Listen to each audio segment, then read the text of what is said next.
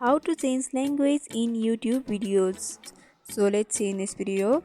Before moving forward, make sure to like this video and subscribe our channel. So let's begin. First of all, you have to open up your YouTube.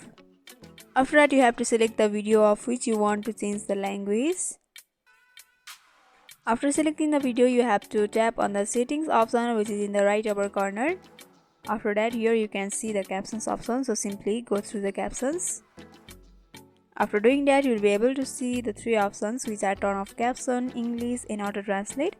If you want to generate the caption in English, then you can simply tap on English, and if you want to change the language, then you have to tap on auto translate option over here, and here you have to select the language in which you want to change. For example, let's tap on French, and by doing that you can see the video's caption will be translated to French. And by following this simple step, you can change audio language in YouTube videos. So hope this video was helpful. Don't forget to like, comment, share and subscribe our channel for more videos like this. Thanks for watching.